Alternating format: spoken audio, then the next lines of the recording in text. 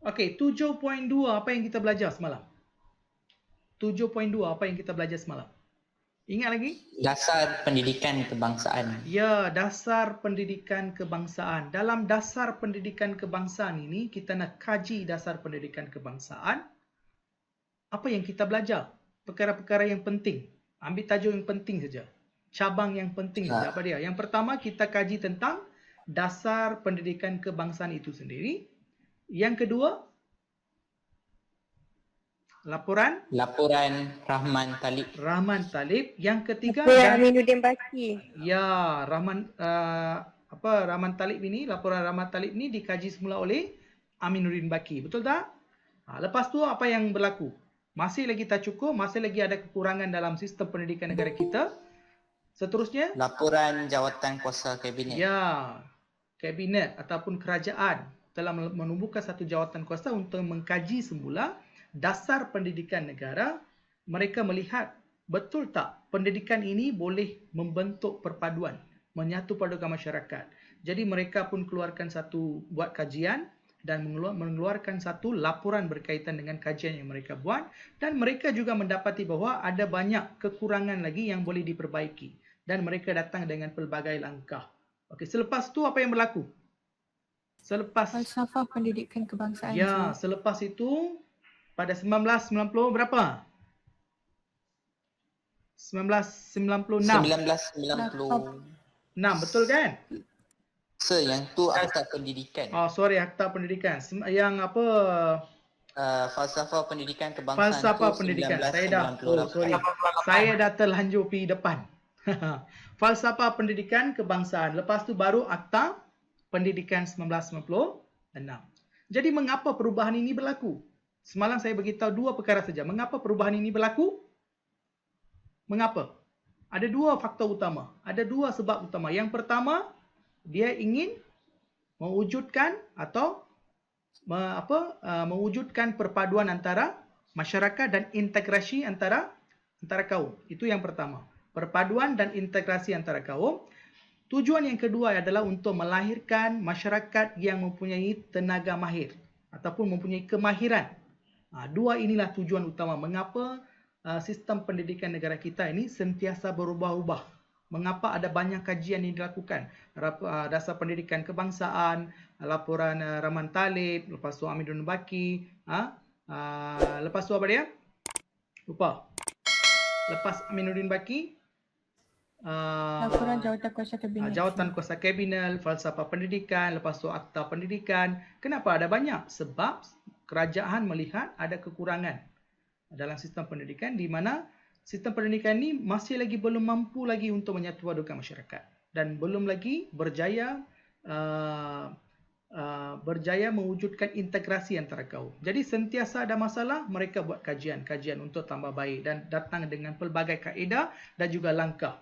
Okey, itu yang kita lihat. Jadi mereka dalam dasar pendidikan kebangsaan ni, apa yang kita perlu buat kesimpulan? Dasar pendidikan kebangsaan bukan hanya bertumpu kepada bidang pendidikan, sebaliknya dasar pendidikan ni ataupun pendidikan dijadikan sebagai alat ataupun medium untuk menyatu padukan masyarakat melalui pendidikan dengan pelbagai aktiviti. Okey, itu yang pertama. Yang kedua adalah untuk melahirkan pelajar ataupun rakyat yang berkemahiran dalam semua bidang. Dengan adanya ilmu mereka ni, kemahiran ni, mereka dapat jaga diri mereka lah. Mereka dapat mewujudkan peluang perniagaan sendiri. Mereka dapat buat pelbagai produk, barangan.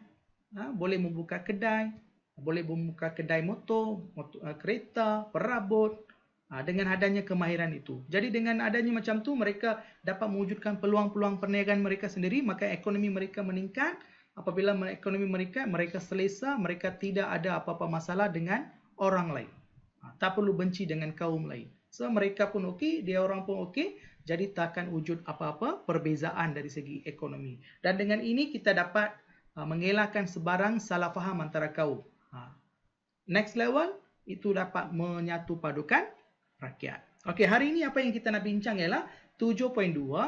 Dalam dasar pendidikan kebangsaan, memang mereka tekankan tentang bahasa Melayu. Betul tak? Mereka memang menekankan tentang kepentingan penggunaan satu bahasa, iaitu bahasa kebangsaan. Apakah bahasa itu? Bahasanya ialah bahasa Melayu. Jadi hari ini fokus kita kita nak fokus kepada bahasa kebangsaan itu, iaitu bahasa Melayu. Dan bahasa Melayu ini bukan hanya dilihat sebagai satu alat untuk menyatupadukan rakyat ataupun sebagai bahasa perpaduan. Sebaliknya, bahasa Melayu juga dilihat sebagai bahasa ilmu. Itu yang kita nak tengok hari ini. Jadi 7.3 dia akan fokus kepada bahasa Melayu sebagai bahasa ilmu dan bahasa perpaduan. Bagaimana bahasa Melayu ini boleh menjadi bahasa ilmu? Bagaimana bahasa Melayu ini boleh membantu masyarakat untuk menimba ilmu? Itu yang pertama. Yang kedua ialah bagaimana bahasa Melayu ini dengan adanya penguasaan bahasa Melayu dalam kalangan masyarakat, bagaimana masyarakat dengan menggunakan bahasa Melayu mereka dapat mengeratkan hubungan ataupun melakukan integrasi kaum. Itu yang kita nak fokus hari ini. Okey. Yang pertama kita tengok pengenalan. Okey, pengenalan Okey, bahasa Melayu diiktiraf. Sebagai apa? Satu bahasa kebangsaan. Okey, kerajaan kita telah mengiktiraf bahasa Melayu sebagai bahasa kebangsaan. Okey, bahasa Melayu diiktiraf sebagai bahasa kebangsaan. Apakah buktinya? Siapa boleh beritahu? Siapa boleh beritahu apakah buktinya? Benda ini tercatat di mana? Dalam apa? Semalam kita dah belajar. Tercatat dalam apa? Tolong beritahu. Hello, hi. Ada sesiapa ingat lagi? Akta Pendidikan 1996. Ya, sebagai dia termaktub dalam Akta Pendidikan dan juga dalam Perlembagaan Persekutuan Malaysia. Sebagai bahasa kebangsaan dan dijadikan sebagai bahasa rasmi. Jadi bahasa Melayu ni kita tidak boleh elakkan. Kita tak boleh tak bagi tumpuan. Kena bagi tumpuan, kena bagi kepentingan, kena menghormati bahasa Melayu sebab bahasa Melayu inilah merupakan bahasa kebangsaan kita. Orang Malaysia ni, bangsa Malaysia ni, apakah bahasa mereka? Bahasa mereka yang utama ialah bahasa kebangsaan. Dan bahasa ini menjadi bahasa rasmi dalam segala urusan kerajaan ataupun mana-mana urusan rasmi perlu menggunakan bahasa Melayu sebagai bahasa rasmi. Okey, Singapura juga. Bahasa rasmi Singapura ialah apa dia? Siapa tahu? Siapa tahu dalam kerajaan Singapura? Bahasa Melayu. Bahasa Melayu, bukan bahasa Inggeris, bahasa Melayu. Okey, seterusnya. Bagi mengiktiraf ataupun memastikan bahasa Melayu ini menjadi bahasa kebangsaan ataupun bahasa rasmi, apakah langkah-langkah yang dilakukan?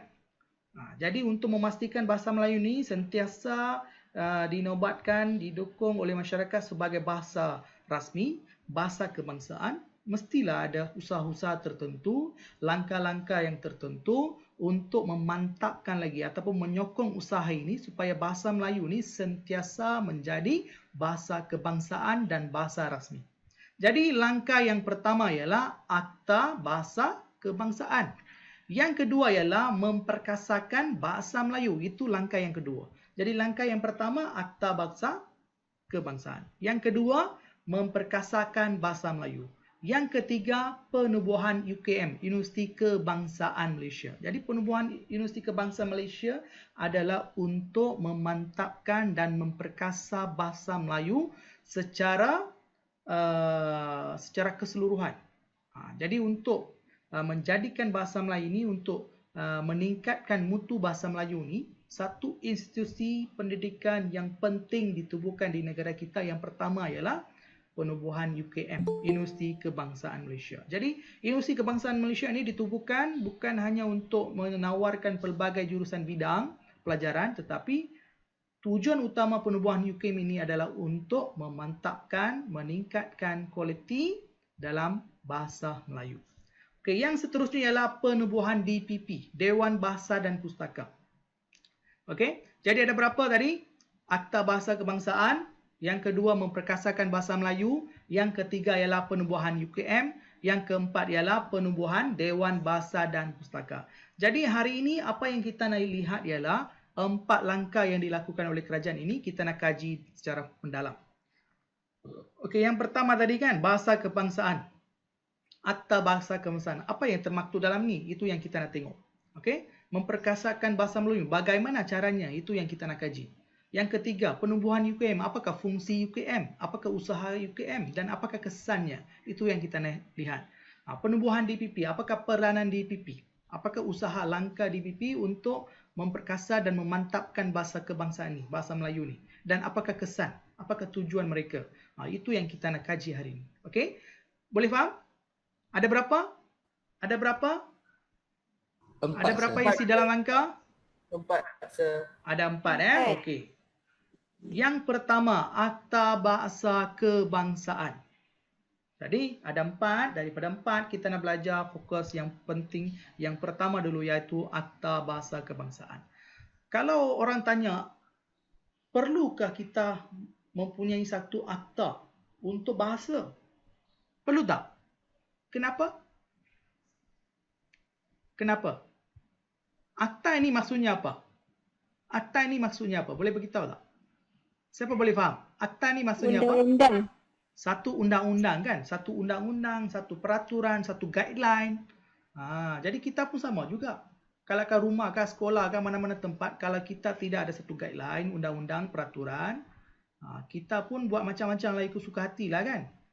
Jadi untuk memastikan bahasa kebangsaan kita ni, bahasa Melayu ni digunakan dengan cara yang betul, mestilah ada satu guideline, satu peraturan, satu undang-undang supaya dengan adanya Akta Bahasa Kebangsaan ini, maka penggunaan bahasa Melayu ni akan digunakan dengan sebaik-baiknya. Tak akan berlaku apa? Kepincangan, takkan ada apa-apa masalah. Jadi Akta Bahasa Kebangsaan ini diberikan kuasa. Jadi Akta Bahasa Kebangsaan ini memberikan kuasa kepada pihak berwajib seperti kementerian, seperti Dewan Bahasa dan Pustaka, seperti sekolah, seperti mahkamah ataupun mana-mana agensi kerajaan. Okey, untuk mengamalkannya sebagai bahasa rasmi. Kalau orang tanya apakah kepentingan Akta Kebangsaan, dia akan memastikan penggunaan bahasa Melayu sebagai bahasa kebangsaan dan bahasa rasmi dalam semua peringkat ataupun semua agensi kerajaan ataupun dalam kalangan masyarakat ataupun urusan rasmi. Okey? Yang pertama kita tengok. You tengok. Jadi Akta Bahasa Kebangsaan ni dia memastikan bahasa Melayu ni digunakan sebagai bahasa rasmi dalam urusan kerajaan. Bahasa rasmi, apa-apa urusan rasmi perlu menggunakan bahasa rasmi. Bahasa-bahasa lain dijadikan sebagai sekunder ataupun yang kedua. Jadi bahasa Malaysia ni merupakan bahasa yang penting. Yang kedua, tujuannya adalah untuk memupuk perpaduan kaum. Tujuannya apa? Untuk memupuk perpaduan kaum. Dan melalui Akta Bahasa Kebangsaan, seseorang agensi ataupun mana-mana pihak perlu memastikan bahasa Melayu ini digunakan untuk tujuan memupuk perpaduan kaum. Yang ketiga, Akta Bahasa Melayu Bahasa Kebangsaan ini juga dimartabatkan melalui Akta Bahasa Kebangsaan. Yang ketiga, diperkenalkan pada tahun bila? 1967. Jadi dah memang awal-awal mereka dah buat. You tengok walaupun Akta Kebangsaan ini, Bahasa Kebangsaan ini telah diperkenalkan pada tahun 1967, masih berlaku apa? Kepincangan dalam hubungan dan integrasi kaum. Maksudnya, walaupun ada Akta Bahasa Kebangsaan yang boleh mengawal penggunaan bahasa Melayu ataupun untuk memastikan orang gunakan bahasa Melayu sebagai bahasa integrasi, tetapi benda itu tidak 100% mencapai kejayaan. Sebab tu ada banyak perubahan dalam dasar pendidikan kita. Okey? Dan dikenali sebagai Akta 32. Jadi ini you kena faham. Okey? Digubal di bawah perkara 152 Perlembagaan Persekutuan Malaysia dikuatkuasakan pada 1 Julai 1971. Ini fakta yang penting yang kamu harus ingat. Okey? Sebab tu tadi saya kata perkara ini termaktub dalam apa? Perkara berkaitan dengan Akta Bahasa Kebangsaan ini termaktub dalam Perlembagaan Persekutuan Malaysia, dan Perlembagaan Persekutuan Malaysia inilah yang memberikan kuasa kepada akta ini supaya bahasa Melayu ini digunakan dan dijadikan sebagai bahasa rasmi dan bahasa kebangsaan kita. Boleh faham? Boleh faham? Ya, boleh, sir. Secara simple lah, apa yang kita boleh faham? kita ada untuk memastikan, untuk memartabatkan bahasa Melayu ni, untuk meningkatkan kualiti bahasa Melayu ni, apakah usaha kerajaan? Usaha kerajaan ialah mewujudkan Akta Bahasa Kebangsaan. Jadi apabila Akta Bahasa Kebangsaan ini wujud, dua perkara akan terjaga. Confirm. Iaitu bahasa Melayu mesti digunakan, akan digunakan sebagai bahasa rasmi dan akan dijadikan sebagai bahasa kebangsaan. Kuasa untuk menjadikan dua perkara ini, siapa yang bagi? Termaktub dalam Perlembagaan Persekutuan Malaysia di bawah perkara 152. Okey? Okey. Bahasa Melayu juga dijadikan sebagai bahasa rasmi pentadbiran. Bahasa Melayu juga dijadikan sebagai bahasa rasmi pentadbiran. Okey, bahasa Melayu sebagai bahasa rasmi, unsur penggerak jentera pentadbiran negara. Maksudnya di sini, bahasa Melayu harus digunakan, wajib digunakan dalam mana-mana urusan rasmi dalam jentera kerajaan, agensi kerajaan, mana-mana kementerian. Tak kisahlah jabatan kerajaan, agensi kerajaan, kementerian, kabinet, parlimen, mana-mana tempat, tak kisah. Mereka harus menggunakan bahasa Melayu sebagai bahasa rasmi dalam sebarang urusan rasmi. Contohnya surat menyurat, pengumuman, nota. Okey?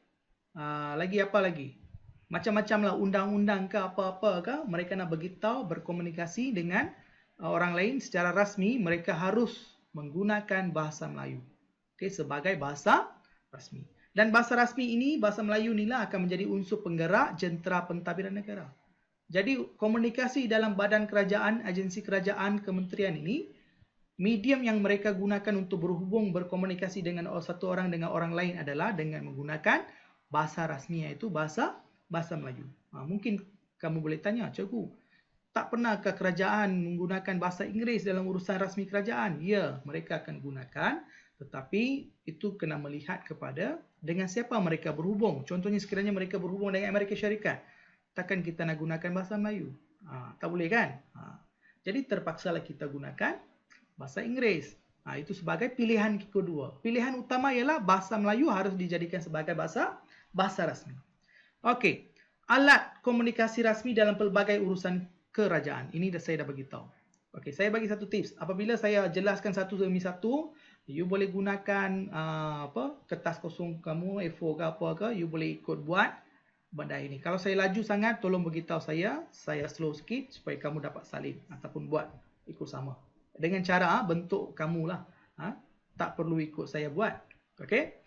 Seterusnya urusan mahkamah pada tahun 1990. Jadi apa-apa urusan yang berlaku, perbicaraan, pendakwaan di mahkamah harus menggunakan bahasa Melayu sebagai bahasa rasmi. Okey. Tadi yang pertama kita bincang tentang apa? Bahasa rasmi pentadbiran. Bahasa rasmi. Betul ke? Akta Bahasa Kebangsaan. Akta Bahasa Kebangsaan. Dalam Akta Bahasa Kebangsaan, dua isu pokok yang penting apa dia? Bahasa Melayu harus dijadikan sebagai bahasa kebangsaan dan juga bahasa rasmi dalam urusan apa? Urusan kerajaan. Urusan kerajaan. Saya revise balik, kita tengok balik sekali pintar dan baru kita masuk yang kedua. Okey. Akta Bahasa Kebangsaan sebagai bahasa rasmi, alat memupuk perpaduan kau. Okey, yang kedua dimartabatkan melalui Akta Bahasa Kebangsaan, diperkenalkan pada tahun 1967 dan dikenali sebagai Akta 32. Okey, digubal di bawah perkara 152 Perlembagaan Persekutuan Malaysia dan dikuatkuasakan. Apa maksud dikuatkuasakan? Mula diamalkan. Dikuatkuasakan maksudnya mula diamalkan pada 1 Julai 1971. Okey, dan bahasa rasmi menjadi bahasa rasmi pentadbiran dalam urusan rasmi, menjadi unsur penggerak jentera pentadbiran negara dan alat komunikasi rasmi dalam pelbagai urusan kerajaan. Urusan mahkamah juga pada tahun 1970. Okay, yang kedua sekarang kita nak belajar. Memperkasakan bahasa Melayu. Memang bahasa Melayu ni dah pelbagai usaha dijalankan. Kita nak up lagi. Apakah usaha yang dilakukan oleh kerajaan? Itu yang kita nak tengok. Okey, usaha. Okey, usaha. Memperkasakan bahasa Melayu, ini cara-cara ataupun usaha memperkasakan bahasa Melayu. Yang pertama, pembukaan sekolah menengah kebangsaan. Okey, siapa boleh jelaskan apa kaitan pembukaan sekolah menengah kebangsaan dengan memperkasakan bahasa Melayu? Sekiranya kita buka sekolah menengah kebangsaan, kita bolehkah memperkasa bahasa Melayu? Boleh, sir. Bagaimana? Sebab bahasa Melayu akan menjadi bahasa penghantar antara cikgu dan murid. Ya, very good. Thank you very much. Jadi apabila kita membuka sekolah menengah kebangsaan, mana-mana kaum ini akan belajar di situ.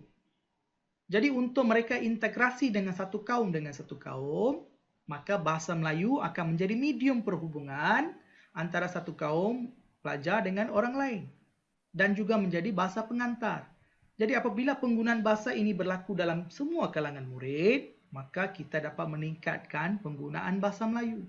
Secara tak langsung, penggunaan ini akan meningkatkan integrasi antara pelajar-pelajar yang berlainan kaum. Dan seterusnya memberi impak iaitu dapat menyatu padukan pelajar-pelajar dalam pelbagai kaum. Itulah tujuan kerajaan dia buat.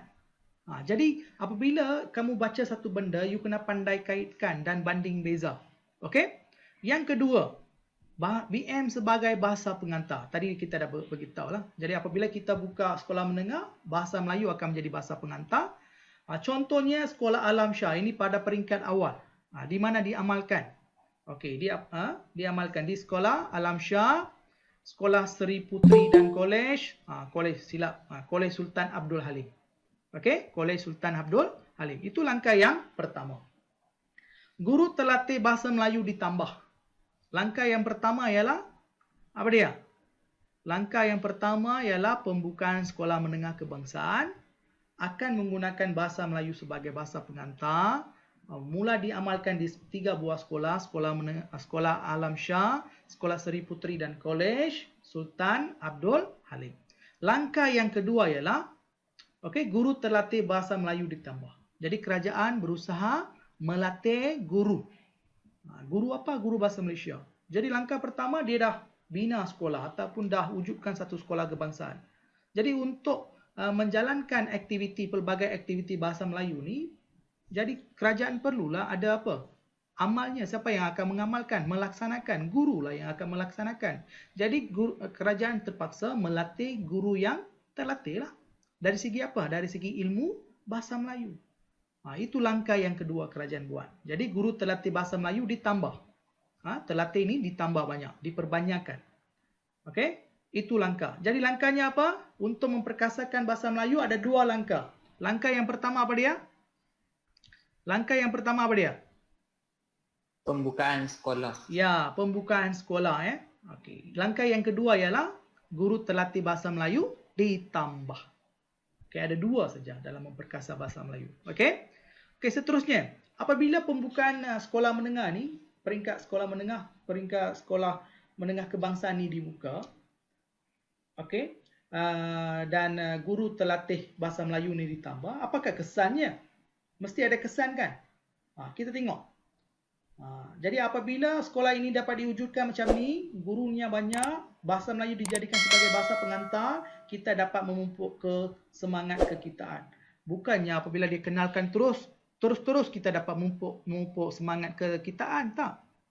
Sebab apabila mereka ini bersatu menggunakan medium bahasa Melayu sebagai bahasa komunikasi, mereka akan berintegrasi. Di mana? Dalam bilik darjah, dalam kelas, dalam aktiviti persatuan, dalam aktiviti kokurikulum, dalam aktiviti sukan. Faham tak? Jadi apabila mereka ini terlibat, mereka terpaksalah integrasi. Apabila mereka integrasi, mereka akan kenal satu sama lain. Apabila mereka kenal satu sama lain, itu akan mengeratkan hubungan mereka. Apabila hubungan mereka ni erat, tak berlakulah kekacauan ataupun tutur kata yang salah, statement-statement yang boleh menyinggung perasaan orang lain. Okey? Jadi kita dapat elakkan benda itu. Apabila kita dapat elakkan, kita dapat memupuk perpaduan. Jadi isunya pendidikan, isunya bahasa Melayu, tetapi impannya dia cuba kaitkan, cuba gunakan bahasa Melayu dan juga bidang pendidikan ini untuk memupuk apa dia? Semangat kekitaan. Itu yang cuba dia nak terapkan. Okey, itu yang dia cuba nak terapkan. Yang kedua adalah integrasi dalam kalangan murid. Okey, memperkasakan bahasa Melayu sebagai bahasa Melayu sebagai bahasa ilmu dan bahasa perpaduan. Okey? Okey, yang ini boleh faham? Yang ini boleh faham? Boleh, sir. Okey, dalam poin yang kedua, memperkasakan bahasa Melayu. Okey, ada dua usaha. Usaha yang pertama ialah penubuhan sekolah menengah kebangsaan. Yang kedua ialah menambah guru terlatih bahasa Melayu. Apabila dua perkara ini berlaku, dibuat, maka kita dapat secara tak langsung kita dapat meningkatkan semangat kekitaan dan perpaduan dalam kalangan murid. Kita dapat meningkatkan integrasi dalam kalangan murid. Kita dapat memperkasakan bahasa Melayu. Kita dapat menjadikan bahasa Melayu sebagai bahasa ilmu di samping bahasa Melayu ini digunakan sebagai bahasa perpaduan. Senang kan? Mudah tak? Mudah ke susah? Mudah. Mudah Okey. Kalau ada soalan ni boleh tanya Okey, ini info tambahan. Info tambahan. Okey, daripada buku teks. Apakah maksudnya bahasa ilmu ni? Bahasa ilmu bermaksud bahasa yang mampu menjadi perantaraan bagi penyampaian ilmu pengetahuan sehingga peringkat tinggi. Maksudnya, walaupun kamu belajar di peringkat universiti, kamu masih lagi menggunakan bahasa Melayu untuk mencari ilmu. Itulah bahasa ilmu. You pergi peringkat atasan manapun, you masih lagi gunakan bahasa Melayu sebagai bahasa ilmu. Ini bermaksud segala penulisan, segala penerbitan, segala buku yang keluar, makalah yang keluar, kajian yang keluar akan diterbitkan dalam bahasa Melayu. Sekiranya tidak diterbitkan, kita tidak adalah sumber di peringkat universiti, maka tujuan matlamat kerajaan untuk menjadikan bahasa Melayu sebagai bahasa ilmu itu akan gagal. Sebab itulah kerajaan tubuhkan apa? Universiti Kebangsaan Malaysia dan juga Dewan Bahasa dan Pustaka. Sebab mereka dua ini berperanan mengkaji tentang kualiti bahasa Melayu, bidang dan jurusan bahasa Melayu, di samping menerbitkan pelbagai buku-buku ilmiah, terbitan ilmiah supaya dapat digunakan di peringkat universiti. Dewan Bahasa dan Pustaka inilah yang berperanan menterjemah pelbagai bahan ilmiah dari sains, matematik, astronomi, daripada bahasa Inggeris mereka terjemah dalam bahasa Melayu. Mengapa benda itu dibuat oleh DBP? Sebab mereka ingin jadikan bahasa Melayu ni sebagai bahasa ilmu. You nak pergi universiti, you nak belajar doktor. Katakan apa-apa term dalam kedoktoran itu diterjemah, translate dalam bahasa Melayu. Maka you bolehlah belajar dalam bahasa Melayu. Jadi bahasa Melayu itu akan menjadi bahasa apa? Bahasa ilmu lah. Itulah tujuan mengapa Dewan Bahasa dan Pustaka ditubuhkan, Universiti Kebangsaan itu ditubuhkan. Okey, saya rasa sekarang you boleh faham. Inilah cara bagaimana kita hubung kait, memberikan hujah apabila soalan kebat ini mereka tanya. Itu bahasa ilmu. Dan apakah maksud bahasa rasmi? Bahasa yang digunakan dalam situasi rasmi, iaitu dalam urusan pentadbiran, sistem pendidikan, urusan perdagangan dan kehakiman. Inilah urusan. Apa-apa urusan, apa-apa bisnes yang kita buat, apa-apa hubungan yang kita buat, komunikasi yang kita lakukan dalam pentadbiran, pendidikan, perdagangan, kehakiman dan sebagainya, kita gunakan bahasa Melayu sebagai official language. Itulah maksudnya bahasa rasmi. Saya rasa you faham apa itu bahasa ilmu, apa itu bahasa rasmi. Kalau ada soalan, you boleh tanya. Okey? Okey, seterusnya. Section 2 menyatakan apa tentang bahasa Melayu? Mengikut Section 2. Okey? Dalam akta tertentu bahasa rasmi digunakan dalam urusan rasmi kerajaan perlu menggunakan bahasa Melayu sebagai bahasa pengantar. Manakala Section 8 pula menyatakan Mahkamah Malaysia perlu menggunakan bahasa Melayu sebagai bahasa rasmi kecuali dalam keterangan saksi. Saksi dia nak bagi saksi kan? pendakwaan, perbicaraan harus dilakukan dalam bahasa Melayu.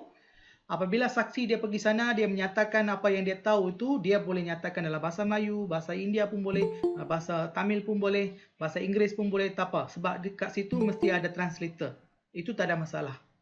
Tapi pendakwaan, perbicaraan harus dilakukan dalam apa? Bahasa Melayu. Okey?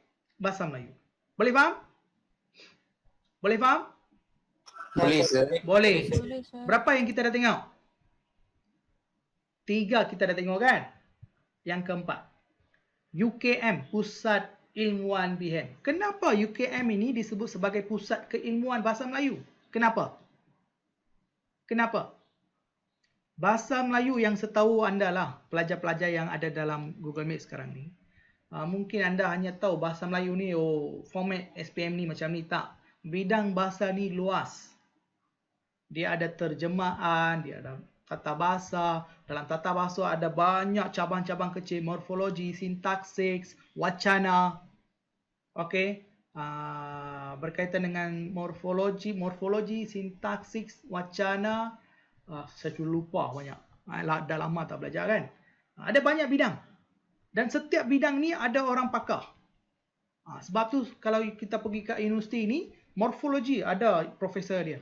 Sintaksis ada profesor dia. Wacana ada profesor dia. Penterjemahan dia ada profesor dia. Jadi pelbagai bidang dalam bahasa ni mereka cuba kuasai dan kaji dan cuba mengembangkan potensi bahasa Melayu supaya dapat dijadikan sebagai bahasa antarabangsa. Dan UKM dan juga Dewan Bahasa dan Pustaka berjaya membawa bahasa Melayu ni ke persada dunia. Contohnya bahasa Melayu ni anda boleh belajar di mana? Di Rusia boleh belajar. Dekat China ada fakulti. Dekat Jepun ada fakulti. Dekat kawasan ataupun negara-negara Asia Timur ada universiti. Banyak universiti di dunia ni sekarang sudah ada pembelajaran dan pengajaran bahasa Melayu. Sebab tu setiap tahun, saban tahun kita ada debat ataupun pialah pidato antarabangsa bahasa Melayu. Kalau kita tengok orang Cina datang berpidato ataupun buat syarahan perdana dalam bahasa Melayu. Orang Cina buat, orang Jepun buat, Germany, daripada Jerman mereka datang. Tapi mereka berpidato dan buat syarahan dalam bahasa Melayu. Mengapa mereka boleh buat? Sebab usaha yang dilakukan oleh UKM dan juga Dewan dan Bahasa dan Pustakaan ini, mereka berjaya buat kajian dan sebagainya, mereka membawa bahasa Melayu ini ke peringkat antarabangsa. Itulah usaha-usaha yang mereka buat. Jadi apabila UKM ni buat banyak kajian dan buat penterjemahan banyak buku, sebab itulah UKM ini disebut sebagai Pusat Keilmuan BM.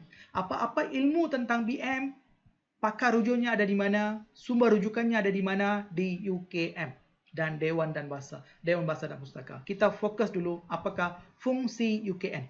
Okey? Okey, yang pertama, apakah tujuan utama dia? Dia nak memartabatkan bahasa Melayu. Itu fungsi utama UKM. Okey? Yang kedua, menjadikan bahasa Melayu sebagai bahasa ilmu. Okey? Bila? 18 Mei 1970. Okey? Benda ini berlaku di bila? 1970. Okey? Dan memperkenalkan apa? Pengajian pelbagai jurusan dan juga bidang kursus dalam bahasa Melayu. Itu yang tadi saya kata. Kalau you pergi dekat UKM, Universiti Melaya, dekat Universiti Utara Malaysia, dekat Universiti Utara Malaysia memang saya buat master dalam BM. Dekat situ memanglah kalau you masuk dalam itu saja akan ada banyak paper. Lecturer pun banyak. Kenapa banyak? Sebab jurusan mereka berlainan. Ada terjemahan, ada morfologi, ada sintaksis, ada orang sastra, ada macam-macam. Jadi mereka meluaskan lagi bidang bahasa Melayu ni supaya bidang bahasa itu menjadi bahasa ilmu. Itu tujuan dia. Okey? Okey, seterusnya. Okey, UKM boleh faham tak? Ada soalan? Ada soalan tak? Hello, hi. Tak ada, sir. Tak ada soalan. Boleh faham? Boleh, sir. Okey, Dewan Bahasa dan Pustaka tersilap, ada ejaan, kesalahan ejaan. Pusataka bukan Pusataka. Dewan Bahasa dan Pustaka. Ada kesalahan ejaan, nanti saya betulkan. Okey, sekarang kita nak tengok Dewan Bahasa dan Pustaka. Apakah usaha yang mereka lakukan? Okey? Okey, tujuan penubuhan Dewan dan Pustaka. Maksudnya usahalah. Okey? Memartabatkan bahasa Melayu. Okey? Bahasa Melayu sebagai bahasa rasmi, bahasa Melayu sebagai bahasa ilmu. Dan mengembangkan, okey, tujuan Dewan Bahasa ditubuhkan adalah untuk memartabatkan bahasa Melayu sebagai bahasa rasmi dan juga bahasa ilmu. Sama juga apa yang dilakukan oleh apa? UKM. Sama juga usaha yang dilakukan oleh siapa? Akta Bahasa. Sama juga apa yang dilakukan dalam usaha memperkasakan bahasa Melayu. Sama juga. Jadi tujuan utama usaha ini adalah untuk menjadikan bahasa Melayu sebagai bahasa rasmi, bahasa ilmu, di samping dijadikan sebagai alat untuk menyatupadukan masyarakat. Ayat ini penting, ya. Ayat ini penting. Okey? Yang kedua, mengembangkan aktiviti bahasa, okey, dan aktiviti sastra. Jadi ada, kalau kita tengok saban tahun lah, Dewan Bahasa dia akan menganjurkan banyak aktiviti, mewarna, okey, ada pertandingan menulis esei, syarahan, pidato, macam-macam lah dia buat. Kita tengok apa dia. Okey, jadi usaha dia buat apa? Tadi kita tengok aktiviti dia dua saja, aktiviti bahasa, aktiviti sastra. Jadi apa dia buat? Dewan Bahasa ni dia buat apa? Usaha dia buat apa? Aktivitinya apa? Okey, kita tengok yang pertama. Usaha dia menerbitkan. Tadi saya dah beritahu, mereka akan buat terbitan-terbitan baru berdasarkan kajian yang mereka buat. Mereka akan buat terbitan, keluarkan buku baru, terjemahan. Maksudnya dia ambil buku ilmu, contohnya dalam bidang engineering lah. Okey, kejuruteraan, dia ambil buku itu. Dia ada satu jawatankuasa, mereka akan kaji buku itu, lepas tu ada term-term tu dia cuba buat dalam bahasa Melayu. Dan seterusnya apabila mereka berjaya translate buku itu dalam bahasa Melayu, seterusnya buku yang diterbitkan dalam bahasa Melayu itu akan menjadi sumber rujukan di universiti. Itulah maksudnya penerbitan. Itu yang mereka buat. Penerbitan bermaksudnya dalam bentuk buku, majalah. Okey? Macam-macam lagi lah. Okey? Menerbitkan buku. Yang kedua, majalah. Yang ketiga, risalah. Okey? Dan menganjurkan. Hilang N satu. Menganjurkan apa? Seminar. Okey? Bengkel. Aktiviti minggu bahasa. Okey, dan bulan bahasa kebangsaan. Jadi inilah antara aktiviti-aktiviti yang dijalankan oleh Dewan Bahasa dan Pustaka. Jadi apa yang saya bincangkan ini, branch by branch, ayat daripada buku teks kamu. Setiap apa yang saya paparkan di sini, saya ambil daripada buku teks kamu. Kenapa kena ada secara detail macam ni? Benda ini akan membantu kamu untuk menjawab soalan objektif. Sebab soalan objektif, dia tak akan ambil langkah-langkah, cara-cara dengan banyak, tak. Dia akan ambil fakta yang kecil-kecil. Inilah branch yang kecil-kecil. You kena bagi tumpuan.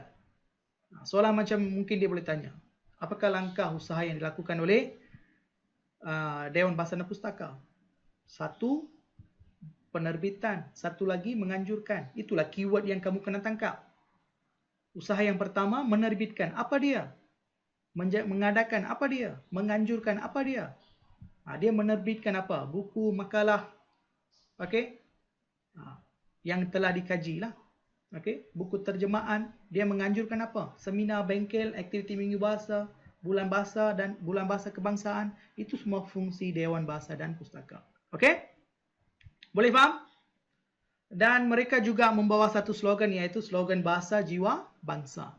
Jadi slogan Bahasa Jiwa Bangsa ini, saya janji soalan SPM kamu, mungkin soalan SPM sebenar kamu, ataupun soalan percubaan, ataupun soalan semester kamu yang pertama, kemungkinan besar dia akan gunakan slogan Bahasa Jiwa Bangsa ini sebagai, orang kata apa, alamak saya lupa terms dia dalam soalan.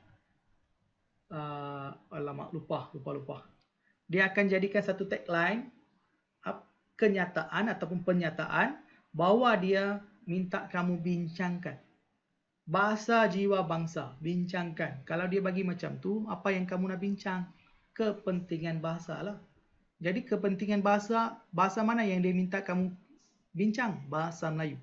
Jadi you kena tulis bahawa bahasa Melayu ni jiwa bangsa.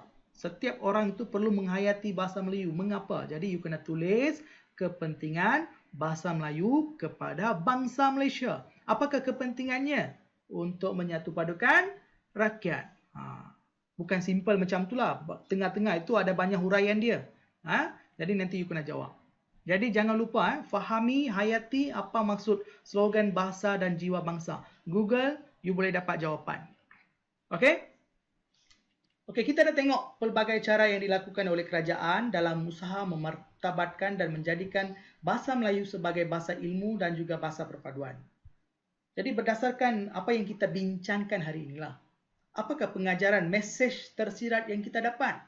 Mesti ada mesej tersirat, mesti ada pengajaran yang kita dapat dalam perbincangan ini. Yang pertama, sebagai rakyat Malaysia ataupun pelajar, kita harus mendukung aspirasi kerajaan, di mana apa-apa dasar yang dibuat oleh kerajaan tentang pendidikan dan pelajaran, kita mestilah sentiasa menyokong.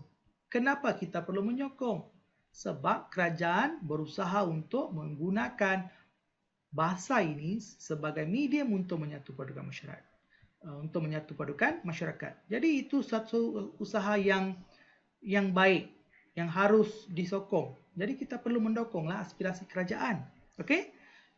Ini jawapan Kebat. Yang kedua, menggunakan bahasa Melayu yang betul. Jangan suka hati kita gunakan bahasa Melayu rojak. Sekarang dah macam-macam bahasa Melayu dah ada dah. Jangan gunakan bahasa Melayu yang kamu gunakan dalam WhatsApp, Telegram, Facebook, Insta, kan? Jadi kalau kita tengok penggunaan bahasa Melayu dalam aplikasi sosial ni memang kita bunuh betul-betul lah. Kau kita bunuh, kan? Macam-macam kita bunuh kan? Bahasa apa lepas tu perkataan-perkataan yang kita gunakan itu, singkatan-singkatan yang kita guna itu tak betul sebenarnya. Jadi kalau kita biarkan benda ini berlarutan, apa yang berlaku? Jadi itu akan merosakkan penggunaan bahasa Melayu yang betul. Jadi kita perlu mengelakkan menggunakan bahasa Melayu yang tak betul. Mesti menggunakan ejaan yang penuh. Okey? Seterusnya, kita perlu menghormati penggunaan bahasa Melayu. Kalau mana-mana tempat dia gunakan bahasa Melayu sebagai urusan rasmi, janganlah kita pergi argue dengan dia. Saya hanya tahu bahasa Inggeris, saya hanya pandai. Saya tahu bahasa Melayu tapi saya hanya pandai dalam bahasa Inggeris. Janganlah begitu. Kita perlu menghormati bahasa Melayu kerana bahasa Melayu ni mempunyai satu kedudukan dalam perlembagaan dalam perkara 152 dalam perlembagaan persekutuan. Sampai ke tahap itu Jadi kita perlu menghormati bahasa Melayu. Okey?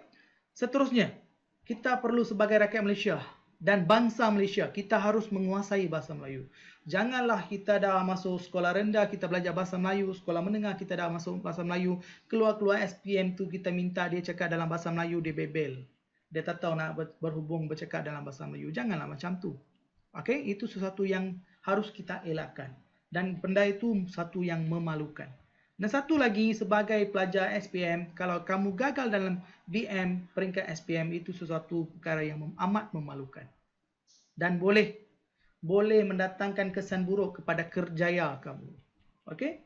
Jadi, saya sarankan kita sebagai rakyat Malaysia, bangsa Malaysia harus menguasai bahasa Melayu dengan sebaik mungkin. Sebaik ini negara kita, bahasa rasmi negara kita bahasa Melayu, bahasa rasmi, bahasa perpaduan negara kita bahasa Melayu, dan bahasa Melayu ini mempunyai kedudukan dalam perlembagaan negara kita dalam perkara 152. Jadi kita harus menguasai bahasa Melayu ini. Okey? Seterusnya, kita harus praktis diri sendirilah, berkomunikasi dengan orang lain menggunakan bahasa Melayu sebagaimana yang dilakukan oleh orang Indonesia.